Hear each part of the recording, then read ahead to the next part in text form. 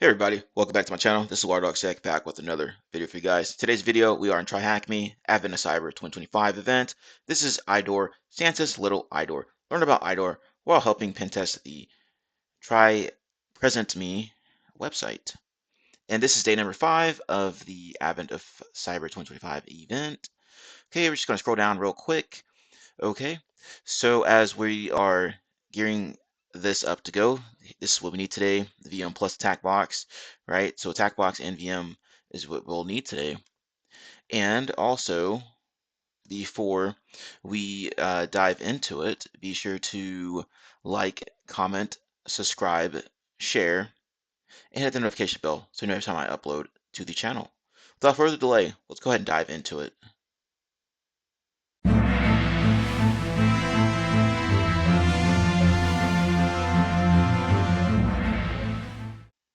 Task 1 Introduction. The story. The elves of Wareville are on high alert since McSkitty went missing. Recently, the support team has been receiving many calls from parents who can't activate vouchers on the Try Present Me website. They also mention they are receiving many targeted phishing emails containing information that is not public. The support team is wary and has enlisted the help of TBFC staff. When looking into this peculiar case, they discovered a suspiciously named account named Sir Carrotbane, which has many vouchers assigned to it. For now, they have deleted the account and retrieved the vouchers, but something's going on. Can you help the TBFC staff investigate the Try Present Me website and fix the vulnerabilities? Learning objectives. Understand the concepts of authentication and authorization. Learn how to spot potential opportunities for insecure direct object references, IDORs. Exploit IDOR to perform horizontal privilege escalation. Learn how to turn IDOR into SDOR, secure direct object reference. Interesting. We already went over how to connect to this machine, start the attack box and the VM. That's what we'll need today. And this is how you'll access it right here. Start your target VM, click the start machine button, which would show here. Okay, and then the application is going to be at this URL, it looks like. So let's flip over to it. All right, we're going to open up Firefox here and then try to navigate to that URL. And my target machine and attack box have started. I'm ready to learn about IDOR. Yes. Okay, it's loading up. Let's go ahead and paste this in. Let's make this bigger. Get this out of the way. There we go. Let's take a look at task number 2, IDOR on the shelf. It's dangerously obvious, really. Have you ever seen a link that looks like this? Awesome.website.thm, try package, question mark, package ID equals 1001. When you saw a link like this, have you ever wondered what would happen if you simply changed the package ID to 11 or 12? In its simplest form, this can be a potential case for IDOR. IDOR stands for Insecure Direct Object Reference and is a type of access control vulnerability. Web applications often use references to determine what data to return when you make a request. However, if the web server doesn't perform checks to ensure you are allowed to do that data before sending it, it can lead to serious sensitive information disclosure. A question to ask then is, why does this happen so often? We need to understand references in web development a bit more to answer this. So let's take a look at what a table storing these package numbers from our link example could look like. So we got package ID, person, address, and status. So package ID, you got 1001, person, Alice Smith, you got their address, and then delivered for the status. You can see the same for everybody there. If the user wants to know the status of the package and makes a web request, the simplest method is to allow the user to supply their package ID. We recover data from the database using the simplest SQL query of select person address status from packages where ID or where package ID equals value. However, since package ID is a sequential number, it becomes pretty obvious to guess the package IDs of other customers. And since the web application isn't verifying that the person making the request is the same person as the one who owns the package, and IDOR vulnerability appears, allowing attackers to recover the details for packages belonging to other users. Even worse is when a feature like this doesn't require a user to authenticate, then there would be no way to even tell who's making the request. To dive a bit deeper, we need to understand authentication, authorization, and privilege escalation. A note from one of the co-authors of this task: I'm not a fan of the vulnerability name IDOR. I prefer the name authorization bypass. If you want to understand my reasoning, expand here, but you don't have to I'll be bored with the details. So I guess if you want to check that out, we could look at this real quick. It doesn't obviously relate. The full term insecure direct object reference sounds fancy, but it doesn't really describe what's going wrong. The direct object reference part just means that a system uses an ID like user and then one to point to something. That's not the problem. The issue is that the system doesn't check whether the person making the request is allowed to access it. A lot of people try to fix IDORs by hiding or encoding IDs. For example, changing user and then one to user, and then you have this gobbledygook after that. That make it look hard to guess, but if the server still isn't checking permissions, it's just as insecure. The vulnerability isn't about how the object is referenced, but it's about missing authorization checks. That's why I prefer to call it authorization bypass instead. It explains exactly what's happening. Someone is bypassing the rules that decide who can see or change something. Whether the ID is a number, a hash, or a random string, the risk stays the same if the server doesn't verify access. You can read more here if you want. Interesting take on that. Okay, let's check our questions real quick here, see if we answered anything. What does IDOR stand for? Well, we already grabbed that earlier. Insecure direct object reference. What type of first escalation are most IDOR cases? Okay, so we'll probably get down to that here in a minute. Hey everybody, this is WireDogSec. Just a quick reminder to subscribe to the channel and hit the notification bell. Once you hit the notification bell, be sure to set to all notifications so you know every time I post to the channel, upload a video, all that good stuff. Let's continue to grow our glorious community here. We are in the cyber trenches. We're not just reporting on it. Be sure to check out my channel as well. I have tons of videos. You can see here over 300 videos ready for you to check out and learn something from. Be sure to review my posts. I'm frequently posting new things to my channel here, including jobs and everything related to that. Also, I have tons of playlists here that you can review, make it more convenient for you. Anyway, happy defending, happy hacking. Enjoy the video. Okay, identity defines our reach. To understand the root cause of IDOR, it is important to understand the basic principles of authentication and authorization. Authentication, the process by which you verify who you are, for example, supplying your username and password. Authorization, the process by which the web application verifies your permissions. For example, are you allowed to visit the admin page of a web application, or are you allowed to make a payment using a specific account?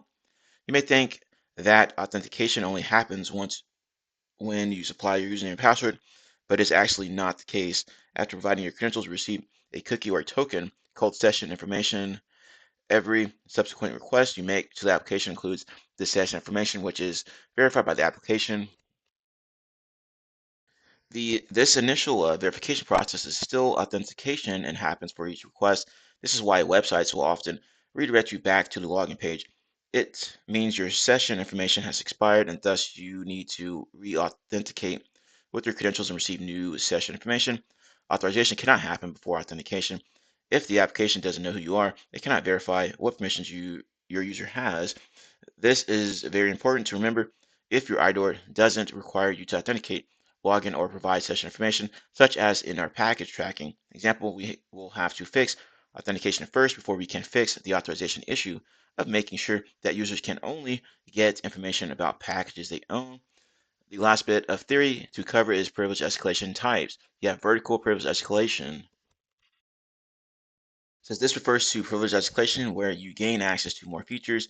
For example, you may be a normal user on the application, but you can't perform actions that should be restricted for an administrator.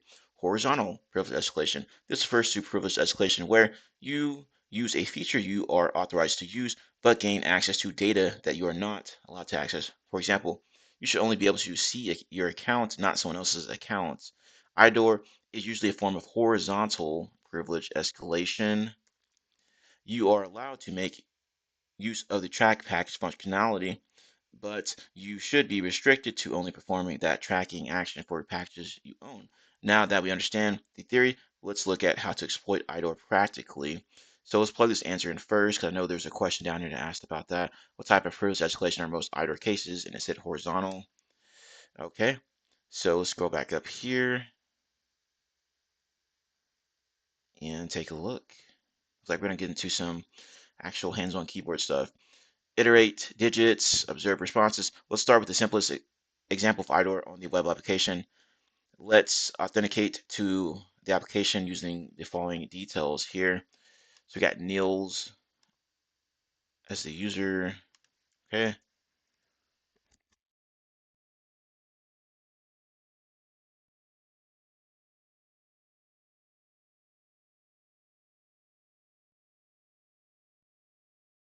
All right, looks good to go here. We have quite a bit of things to go through, looks like. And once authenticated, you should see a dashboard like this, which we do. Let's start by using developer tools of our browser to better understand what's happening in the background. Right click on the page, click inspect, and then network tab as shown below. Okay, so right click, inspect, and then the network tab. Okay. All right, now let's refresh the page, see what happens, or see what requests are being made. It should look something like this. Let's take a closer look at view account info request. Click on it, and you should see the following. Okay, let's do that right now. We will go ahead and refresh the page. All right, looks like we got something similar to what they were looking at there. And then they said to click on this one, I believe. Yeah, view account info. And we can see some more information here. Let me see if I can make this a little bit bigger here. There we go. Okay. All right. So we see something similar like this. And let's continue on. In the above image, we can see that the user ID with the value of 10 was used for the request. If we click and expand the response tab, we should see that the user ID corresponds to our user here. So let's do that. Request. It's weird. It says there's nothing there. Okay. Um. Okay. Response. Yeah. So we have similar information there. It looks like. This tells us the application is using our user ID as the reference to getting the details. Let's see what happens when we change this. In the developer tools, navigate to storage tab and expand local storage. Drop down on the left side and click the URL inside of it. Okay, storage tab right here. And we need to go to local storage. Click on this. There we go. There we go. User ID, and then you have 10 right there.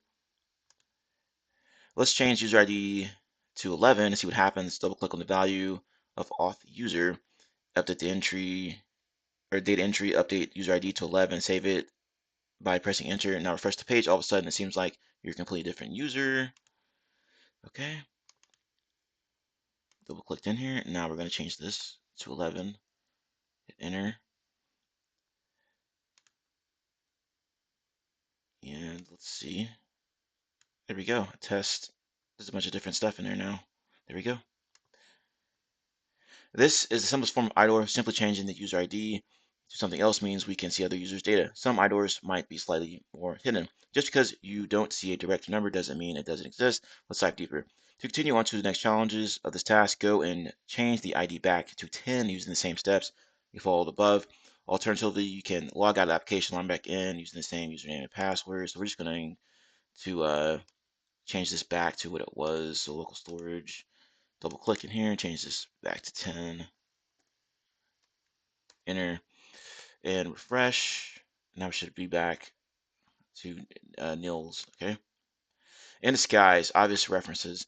Sometimes IDOR may not be as simple as just a number. In certain cases, encoding may have been used on the loaded profile. Click on or click the eye next to the first child as shown in the image below. Okay. So let's move this down a little bit. There's the eye. Okay.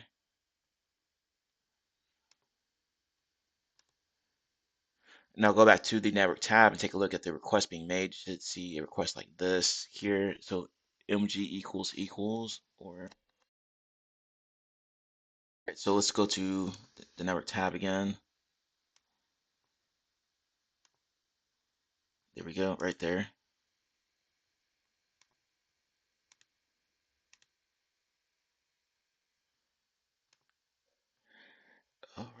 right. Simply put, the MG equals equals is just the base64 encoded version of the number 2. You can still perform IDOR using this request, but you would have to base64 encode the number first and digest objects remain. Encoding isn't the only thing that can be used to hide potential IDOR vulnerabilities. Sometimes the values may look like a hash, such as MD5 or SHA-1.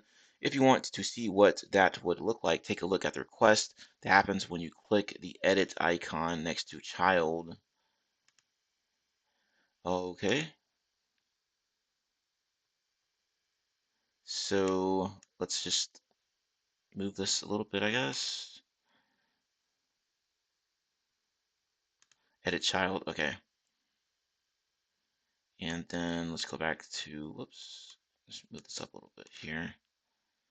Okay, so it looks like we have similar things here.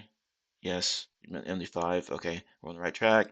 While the string may look random, further investigation, you can see that it is a type of hash. If we understand what value was used to generate the hash, we can perform an IDOR attack by simply replicating the hash function. Using something like hash identifier can help you quickly understand what hashing algorithm is being used and can often tell you what data was hashed. It's deterministic, obviously reproducible. Sometimes you have to dig quite deep for IDOR. Sometimes IDOR is not as clear. Sometimes the IDOR stems from the actual algorithm being used. In this last case, let's take a look at our vouchers. While the values may look random, we need to investigate what algorithm was used to generate them. Their format looks like a UUID. So let's use a website such as UUID Decoder to understand what UUID format was used. Copy one of the vouchers to the website for decoding. You should see something like this here. Okay, nice. Okay, so let's just get this out of the way real quick. And then let's just close this out. Cancel that. Let's just do this one, Bilbo, and choose one of these vouchers. Oh, maybe they just meant one of these down here. Let's make sure. Yeah, okay, so let's just grab one of these, I guess. Let's see what this is. There we go. All right. While these look, okay, while these look completely random, we can see that UUID version 1 was used. The issue with UUID 1 is that if we know the exact date when the code was generated, we can recover UUID. For example, suppose we knew the elves always generated vouchers between 2000 to 2100. In that case, we can create UUIDs for that entire time period, 3600 UUIDs, since we have 60 minutes and 60 seconds in a minute, which we could use in a brute force attack to aim to recover a valid voucher and get more gifts. Now that we have seen the various IDORs that can be found, let's discuss how to fix them and avoid them. That's pretty neat there. Kind of um, deciphered what protocol, whatever they're using here, and then, develop some type of exploit of that vulnerability. Improve design, obliterate risk. Now that we learned about IDOR, what IDOR is, let's discuss how to fix it. The best way to stop IDOR is to make sure the server checks who is asking for the data every time. It's not enough to hide or change the ID number. The system must confirm that the logged in user is authorized to see or change that information. Don't rely on tricks like base64 or hashing the IDs. Those can still be guessed or decoded. Instead, keep all the real permission checks on the server. Whenever a request comes in, check, does this user own or have permission to view this item? Use random or hard to guess IDs for public links, but remember that random IDs alone don't make your app safe. Always test your app by trying to open another user's data and making sure it's blocked. Finally, record and monitor failed access attempts that can be early signs of someone trying to exploit an IDOR. Good tips there. Okay, exploiting an IDOR found in view accounts parameter. What is the user ID of the parent that has 10 children? Okay, so I guess we have to sift around and try to figure that one out. This has 10 children, right? So let's see here. Child ID. Okay, it says 2 on that one. What's this one say? 3. Okay, so for this one, you're going to go to that storage and then local storage, and then you're going to edit this user ID until you get to the one that has the correct amount of children in there. And it's going to be user ID 15. All right, so let me get out of this, and you can see serve breeds a lot, and then you can see the number of children there. So that's going to be our answer here, 15 for that one. If this happens in the real world too, usually you'll use some kind of automated tool like Burp Suite or OAuth app or something, or whatever custom tool script, whatever you can make to iterate through these to try to make this a lot faster. Fortunately, it went up to 15 instead of like 100 or something like that. But anyway, bonus task, if you want to dive deeper, use either base64 or MD5 child endpoint and try to find the ID number of the child born in 2019-04-17 to make the iteration faster. Consider using something like Burp's Intruder. If you want to check your answer, click on the hint of the question here. Yeah, that's right. These hints will help you here.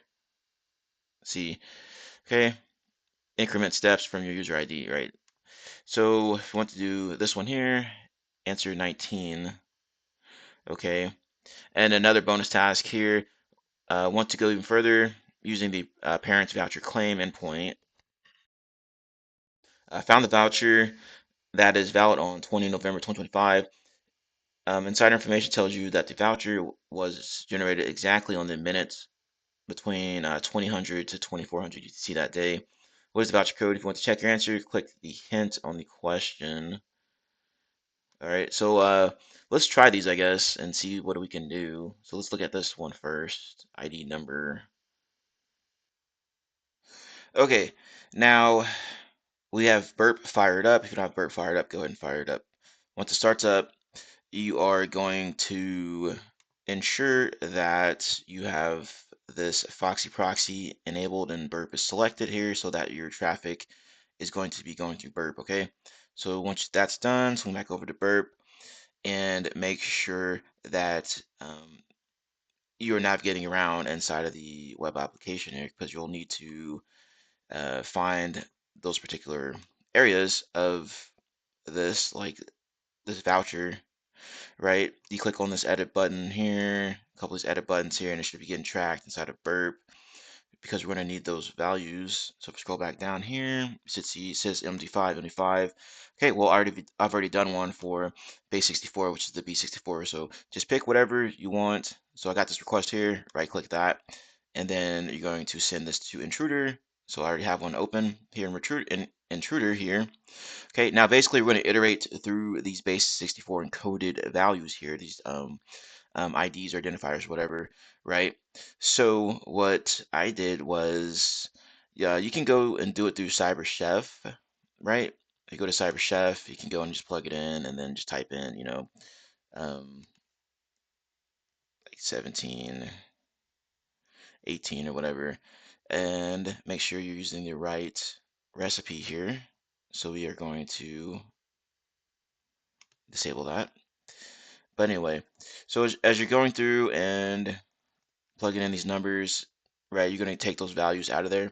Now, you can also just use AI like I did. I just used Copilot, convert these into base64.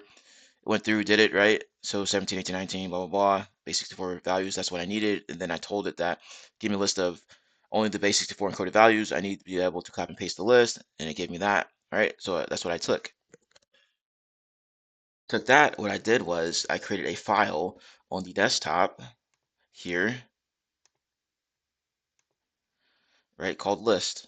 Okay, so once that's done, I'm gonna go back over to Intruder here, and inside this get request here, this last piece is what we need to iterate through. Okay, so I did was highlighted it, and then I clicked add here to add this as a placeholder. That's where we're going to be targeting. And then over here on payloads, I went over to load. So let's just clear this out, and just to go through this again, we can just go through and clear everything out. Yes, clear these positions. So anyway, um, highlight that, add, opens up this payloads, click load, then go to your list here, loads all those values in, start attack. Bam. It's gonna go through and iterate through everything here and kind of closed on us a little bit there. There it is. Okay, so anyway, so it iterated through all those values we had here, and you just go to response, and you just basically sift through here until you get to the correct one. And it already gave us the answer in that hint. It said 19, so you can see child ID 19. You can see the date there, 2019-04-17, and that aligns to um, this here. Okay, so we're done with that. See how that's a lot faster than trying to manually type that in there, right? So you can use burp, you can use OAuth you can use some kind of custom script or whatever, as long as you can iterate through those values and find the correct one. The second task here, we have to do something with these vouchers. All right, so click this hint here. It says there's our hint there, the answer. Okay, so let's try to figure this one out as well, and then we'll close out the video. Okay, so for this one, you're supposed to be using that site like we did before. Okay, get that format there, and then it says that I guess you can use like AI to help you with generating like synthetic codes or test codes that you can use, examples or whatever. I tried doing that as well. It was taking forever to get through this, so just for the sake of the video, um, I'm just going to plug in the real one that we're looking for here inside the list. But as you can see here, I was playing around with it. Here's a synthetic batch of 300 voucher codes, blah, blah, blah. So basically, you can use AI to try to generate some possible codes for you. I created this file here, another list with codes in it, and then here's the actual real one here that we need. All right. So anyway, so once you have your test codes ready to go, you do the same thing. Okay, you're going to go down to Burp Suite. All right, I've already done this, as you can see, and you're going to go to the vouchers claim one. So if you don't see it there, then you'll have to go back to the web app and go to claim voucher and just plug in whatever, you know, claim voucher, voucher not found, go back over to Burp Suite and then scroll down to it. You can see it right there. Okay, here's my request. Send that to intruder and locate the area where we're going to try to fire this off in. Add position, load, go to our desktop codes, and then we are going to start attack.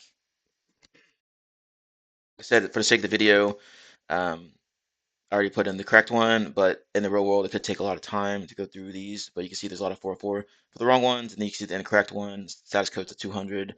Okay, so we click on that. There's our request here, response, right? And then there's the information right there. All right, so we are done with this here. So check. If you enjoyed today's room, check out our IDOR room. So check that out. If you're interested, or you check out my channel to see if there's any videos related to the IDORs or anything web application security related. All right, I should have plenty of videos on that that you can reference and improve your knowledge and skill set if you want to expand in that area. But anyway, if you want to help support the channel, be sure to like, comment, share, subscribe, hit that notification bell so every time I post it to the channel. And also, thank you for taking the time to watch my video. Hopefully, y'all are enjoying this Advent of Cyber 2025 journey with me, and hopefully you're tagging along as well. Have a nice day, and I will see you in the next video.